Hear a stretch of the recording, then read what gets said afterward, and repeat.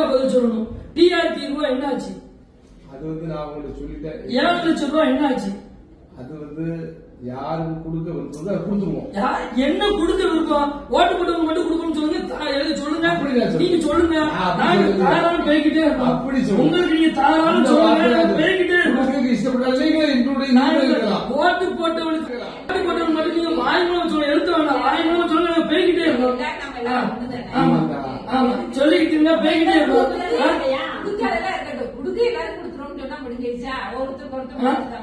நீ மனசுல இருக்காது. என்னது நான் என்ன பிச்சையா இருக்கேன்? ஒருத்தவங்க பிச்சை எடுக்க வந்திருக்கோம். எவனுக்கு குறைஞ்சவனா இருக்கான்.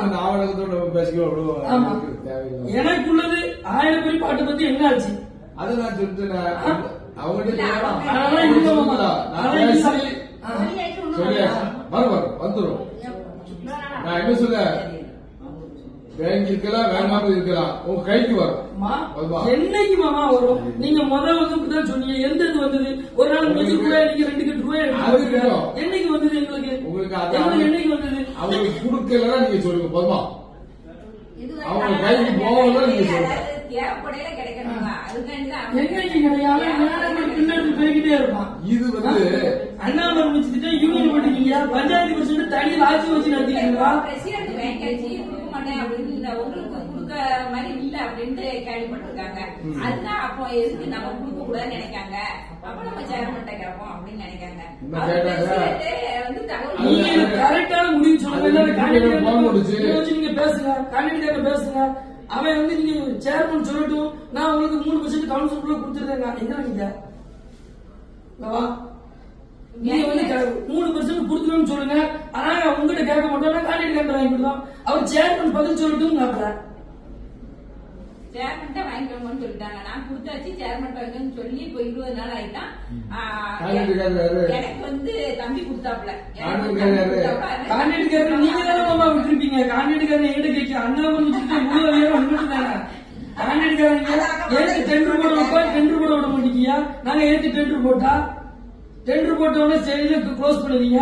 டெண்டர் போட்டா நீங்க உங்களுக்குள்ளது உங்களுக்கு வந்துடும். அது பொறுப்பு அன்னைக்கு போகலன்னு சொன்னேன். நீங்க கட்சியில தலையிடக்கூடாதீங்க. கட்சி தலையிடக்கூடாதீங்க. நீங்க பேசும்போது எல்லாம் 2% அதெல்லாம் இந்த கட்சிக்கே வரல. இது கவுன்சிலருக்கு முறைக்கு வந்திருக்கு. கட்சிக்கே வரல. கவுன்சிலருக்கு முறைக்கு நீங்க சொல்லுங்க. இல்ல உங்க சூழ்நிலை தெரியுது. நீங்க உங்களை பிடிச்சி சங்கடப்படுத்தவங்க எனக்கெல்லாம் ரொம்ப சங்கடமா இருக்கு. அண்ணாமலை ஒரே ஆளுதான். இந்த அக்காவுக்கு மட்டும்தான். அன்னைக்கு நாங்க எழுத்து டெண்டர் போட்ட போய் மட்டும்தான் எங்களுக்கு கிடைச்சது. என் குத்துக்குள்ள சேர்ந்து நான் எழுத்து டெண்டர் போட எனக்கு இன்னும் வரல. 2,60,000 ரூபாய் போல போதுன்னு விட்டுட்டேன்.